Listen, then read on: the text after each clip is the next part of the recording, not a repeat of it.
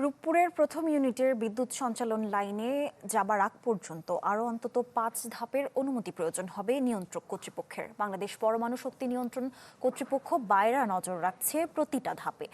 বায়রা chairman জানান, বিদ্যুৎ কেন্দ্র ও গ্রিডের অগ্রগতি এখনো পর্যন্ত সন্তোষজনক। জাহাঙ্গীর আলম রতনের ছবিতে শামীমা সুলতানার রিপোর্ট।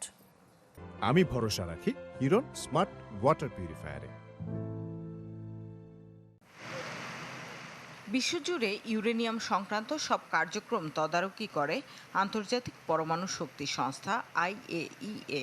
বাংলাদেশ পারমাণবিক শক্তির শান্তিপূর্ণ ব্যবহার করে বিদ্যুৎ উৎপাদনকারী 33তম দেশ। IAEA এর পাশাপাশি স্থানীয়ভাবে এই কার্যক্রমের দেখভালকারী সংস্থা পারমাণবিক শক্তি নিয়ন্ত্রণ কর্তৃপক্ষ বায়রা, যারা রূপপুরের পারমাণবিক বিদ্যুৎ কেন্দ্রের প্রতিটি ধাপের অগ্রগতির উপর রাখে তীক্ষ্ণ নজর। বায়রাই দিয়েছিল চুল্লিতে জ্বালানি সরবরাহের অনুমোদন, সামনেও বিক্রিয়া থেকে বিদ্যুৎ উৎপাদন। নানা পর্যায়ে দরকার হবে বায়রার অনুমোদন। বিশেষ ক্ষেত্রে অগ্রগতি জানাতে হয় IAEA-কেও। ফিজিক্যাল স্টার্ট আপ শুরুর জন্য, ক্রিটিক্যালিটির জন্য তাকে আমার পারমিশন নিতে হবে।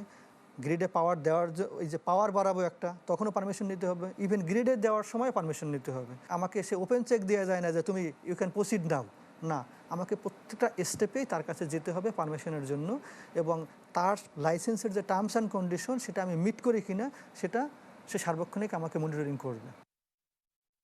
বায়রা জানায়, প্রতিটা ধাপ পুঙ্খানুপুঙ্খভাবে দেখে সন্তোষজনক মনে হলেই দেয়া হয় অনুমোদন। তদারকি হচ্ছে সঞ্চালন লাইনেও। ফার্স্ট ইউনিট যা যে অবস্থা হচ্ছে ইজ ওকে, এবং যেভাবে চলবে। আমরা প্রতি 5 দিন পর আসব এবং তার ডাটা নেব। ডাটা নেওয়ার পর তার ডাটা কম্পেয়ার করা হবে। তারপর অন্য কথা, 300-350 মতন মেগাওয়াট যখন আমি পাবো তখন আমি বুঝবো যে না, এখন ঠিক আছে। এখানে আরেকটা কথা আছে, যে গ্রিড ব্যাপার একটা আছে।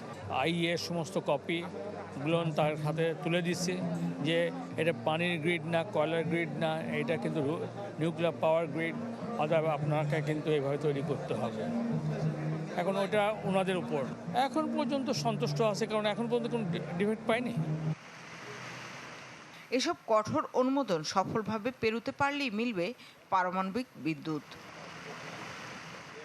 শামীমা সুলতানা, চ্যানেল 24, ঢাকা।